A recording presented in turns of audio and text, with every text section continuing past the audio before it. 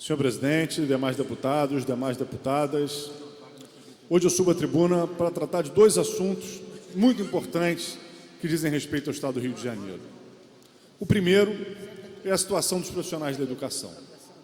Os profissionais da educação do Estado do Rio de Janeiro, assim como boa parte dos servidores, vem enfrentando anos de defasagens salariais por conta da inflação, por conta da falta de reajustes, por conta da situação de crise econômica, financeira, orçamentária que o Estado do Rio de Janeiro está enfrentando.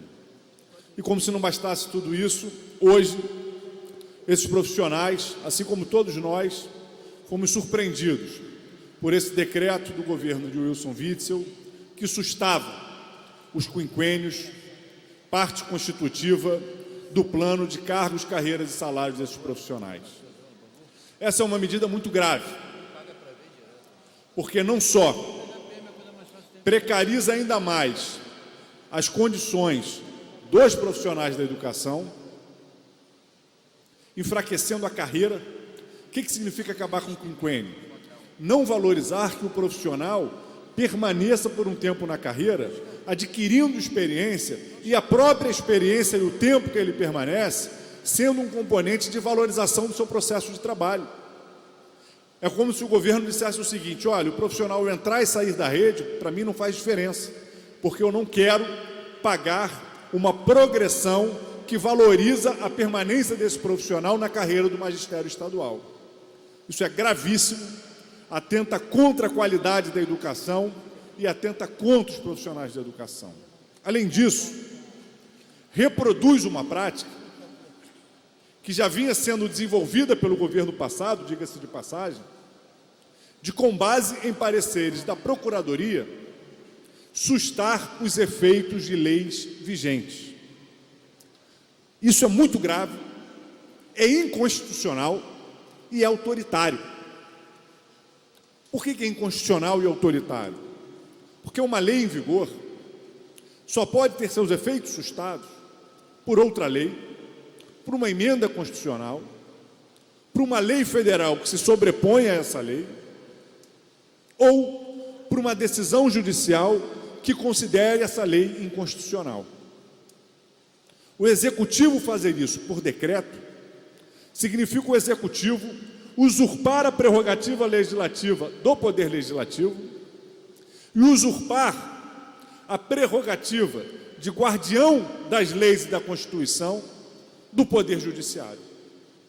Isso é absolutamente inaceitável e isso é a reprodução de uma prática autoritária, porque concentra no Poder Executivo o conjunto das decisões do marco legal.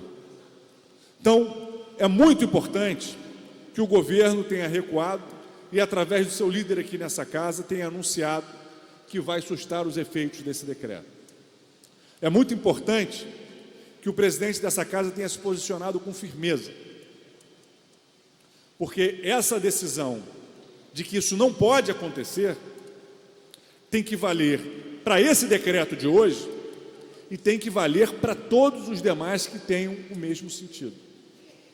Hoje eu batalho na Justiça para que uma lei minha, aliás, uma lei de iniciativa minha, porque quando a lei é aprovada ela passa a ser uma lei do Estado, que estabeleceu a obrigatoriedade da linha social de Charitas, da linha social de Barcas, na ligação Charitas-Praça 15, seja colocada em cumprimento, mesmo depois do governo ter perdido uma ação de constitucionalidade. O Ministério Público se posicionou favorável à lei, a Procuradoria dessa casa se posicionou, e o órgão especial do Tribunal de Justiça validou a lei. Até hoje, o governo do Estado não tomou iniciativas concretas de colocar essa lei em vigor. Nós fomos obrigados a provocar o Ministério Público e, há 3 semanas atrás, abrimos uma mesa de conversas para analisar propostas para que essa lei entre em vigor. Mas nós estamos tendo que nos esforçar para fazer com que o governo cumpra a lei. Eu quero lembrar que o gestor que se recusa a cumprir a lei em vigor, ele está praticando crime de responsabilidade, está prevaricando. Então, é muito importante que a gente tenha noção da gravidade do que representa um gestor se recusar a cumprir uma lei, mesmo que com base num parecer da Procuradoria. Essa era uma prática que vinha do governo passado e que a gente não pode permitir que continue se reproduzindo, porque isso significa a deterioração da democracia no Estado do Rio de Janeiro. Hoje, felizmente, aparentemente, vamos estar com um desfecho positivo. Vamos ficar vigilantes, acompanhando o Diário Oficial de amanhã. A gente já tinha protocolado, junto com mais 14 deputados, um projeto de decreto legislativo para assustar os efeitos desse decreto do governador. Esperamos que não seja necessário nem que ele entre em pauta, que amanhã os efeitos desse decreto estejam assustados, mas alertamos ao conjunto dos deputados e ao governo do Estado sobre a gravidade dessa prática. Esse é o primeiro aspecto que eu queria destacar nessa fala. Felizmente, hoje, temos a notícia dada pelo líder do governo de que esse decreto vai ter seus efeitos suspensos. O segundo elemento, eu quero chamar a atenção do governador e do prefeito de Niterói, Rodrigo Neves. Diz respeito à política de segurança pública do Estado do Rio de Janeiro. Em 5 dias, 6 adolescentes foram mortos em operações policiais. 6 adolescentes, um jogador de futebol, um trabalhador no supermercado, uma mãe com uma criança no colo, foram mortos. A justificativa inicial para todos eles é que teriam envolvimento com tráfico e que estariam armados. Logo depois, a justificativa se refez e se viu que a própria polícia reconheceu que uma parte deles não estavam armados. O que essas mortes mostram?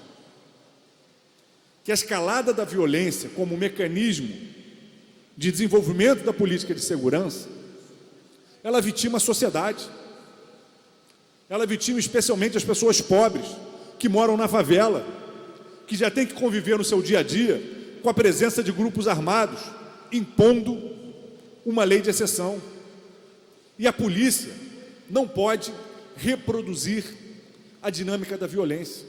A polícia tem que esgotar todos os mecanismos não violentos de enfrentar a criminalidade, a inteligência, a investigação, a perseguição à lavagem de dinheiro.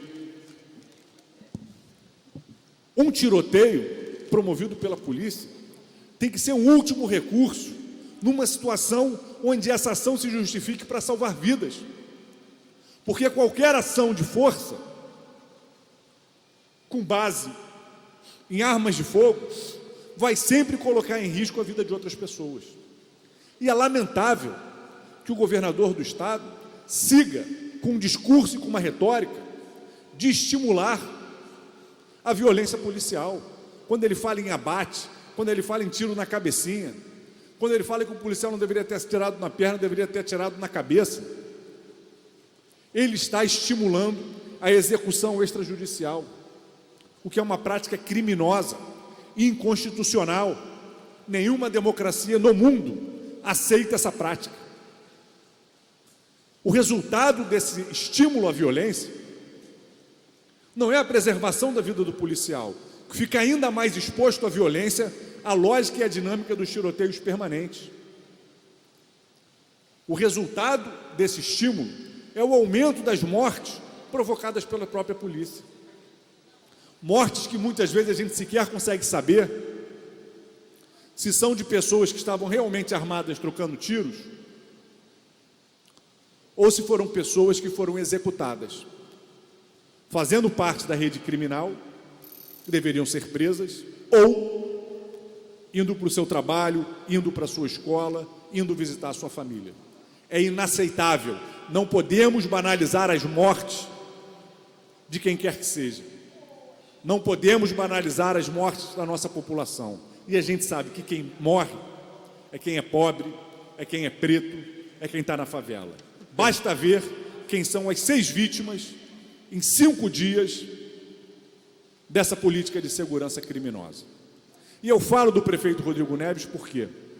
Porque ele tem se vangloriado de buscar impulsionar a ação da polícia no município de Niterói, inclusive com convênios repassando recursos para a polícia militar. É uma iniciativa do prefeito que está em curso. Só que ele não pode fazer isso sem dialogar com a Secretaria de Segurança e com a Polícia Militar sobre a política de segurança que está em curso na cidade. Hoje, de cada 100 mortes que acontecem em Niterói, 55 são em decorrência de ação policial. Mais de metade das mortes violentas são decorrência da ação policial. Esse é um índice inaceitável. Esse é um índice inaceitável. Morreu lá o garoto Diogo Coutinho, jogador de futebol do América. O que o governador Wilson Witzel tem para falar dessa morte? Que a política de segurança está correta e vai permanecer? São mortes de pessoas que não estavam portando armas, que não estavam em tiroteio com a polícia. São mortes que só acontecem porque a política de segurança se baseia na lógica da guerra. Não pode. Ela tem que combater o crime, mas não baseada na lógica da guerra. Isso não quer dizer que os policiais têm que subir com flores nos morros, como uma tentativa vulgar de desqualificar a nossa crítica é colocada. Isso quer dizer que a polícia tem que ter investimento, tem que ser estimulada a atuar de outras formas, mapeando a lavagem de dinheiro, mapeando o tráfico de armas. Nem droga nem arma são produzidos na favela. Chegam lá, chegam de onde? Por que ao invés de fazer o tiroteio na favela, não investe para descobrir da onde vêm essas armas e da onde vêm essas drogas? Por que a busca tem que se dar na favela? Se a droga e a arma, antes de chegar lá, vieram de algum lugar. É porque a vida do pobre vale menos? A gente não concorda e vai continuar cobrando que a vida do pobre seja valorizada. E falo do prefeito Rodrigo Neves porque acho que ele tem a obrigação moral de, já que tem um convênio em vigor com a Polícia Militar, de dialogar com a Polícia Militar sobre a orientação dessa política de segurança, de dialogar com o governador Wilson Witzel sobre que tipo de política de segurança vai se desenvolver na cidade. A gente quer a redução dos homicídios em Niterói. A gente quer a redução dos roubos de rua, dos roubos de carga, dos roubos de celular no município de Niterói. Mas a gente não quer que isso se faça com uma política de segurança baseada na guerra. E se o prefeito assume a responsabilidade de cogestão na segurança pública, ele tem que assumir também a responsabilidade sobre os resultados dessa política de segurança pública, que eu repito, mais da metade das mortes violentas que acontecem na cidade de Niterói hoje são provocadas pela polícia. Isso é um número inaceitável, inaceitável, e que eu não conheço que exista em qualquer país democrático. Em qualquer país onde vigore o Estado de Direito, eu não tenho ciência de um número de mortes causadas pelos agentes do Estado nessa proporção que acontece, por exemplo, hoje no município de Niterói. Aqui no estado do Rio de Janeiro, na cidade do Rio de Janeiro, essa média está ao redor de 40% a 45%. Em alguns locais, essa média ultrapassa. E eu quero destacar um elemento. Então, passo a palavra para o deputado Paulo Bagueira, que é uma parte. Se possível. Rapidamente, por favor, porque eu já estou passando o tempo. Vereador, porque então, se eu permitir, eu falo pela ordem, se o presidente assim permitir, porque eu gostaria de estender um pouco mais esse assunto sobre discussão de segurança pública, em especial a cidade de Niterói. E aí, eu, a parteando vereador, eu teria um certo limite da minha pronunciamento. Vossa Excelência se inscreve aqui no livro e poderá falar. Pois é, eu gostaria de posterior falar, mas se permitir eu falar em seguida pela ordem, se não tiver nenhum outro vereador, outro deputado inscrito, eu faria. Deputado, então, nós temos uma ordem de inscritos e eu peço que o senhor, encarecidamente, se dirija à mesa e coloque o seu nome aqui na lista. Que eu ainda não estou em conhecimento. Para mim, a inscrição teria que ser antes do expediente, como é feito em outros parlamentos, mas se eu posso fazer aqui, eu farei agora. Aqui ela é feita antes também, deputado. Às 13 horas, abre o livro para quem quer se inscrever. Hoje eu estava aqui 10 para as 3 junto com o deputado Luiz Paulo. não sei se alguém já tinha passado essa informação para Vossa Excelência. Então, todo dia, às 13 horas, daquele relógio ali, que é um pouco antes do nosso relógio oficial, aquele relógio é um pouquinho adiantado, se abre aqui o livro. Mas durante o expediente final ainda pode se inscrever caso haja tempo. Então, retomando aqui a nossa linha de raciocínio, a gente tem que ter uma reorientação na política de segurança pública para que ela não seja mais baseada nessa lógica da guerra e dos tiroteios. A gente no estado do Rio de Janeiro teve nesse semestre uma queda no número de homicídios de 22%. Mas, por outro lado, a gente teve um aumento considerável no número de mortes provocadas pelas ações policiais. Só que no Brasil, a queda do número de homicídios no primeiro quadrimestre foi de 23%. Então foi no mesmo patamar da queda do número de homicídios que aconteceu no estado do Rio de Janeiro. E somente o estado do Rio de Janeiro, o estado de São Paulo e mais 3 estados tiveram um aumento tão considerável nas mortes provocadas pela polícia. Em muitos outros, as mortes provocadas pela ação policial diminuíram, assim como diminuíram o número de homicídios, levando a uma redução mais importante ainda no número de mortes violentas. Por que eu cito isso? Porque isso mostra, como não é verdadeiro o argumento, de que o que está levando à redução no número de homicídios é o aumento do número de mortes provocadas pela polícia. Não tem uma relação direta nisso, até porque os efeitos de uma mudança na política de segurança, muitas vezes eles demoram mais para se estabelecer.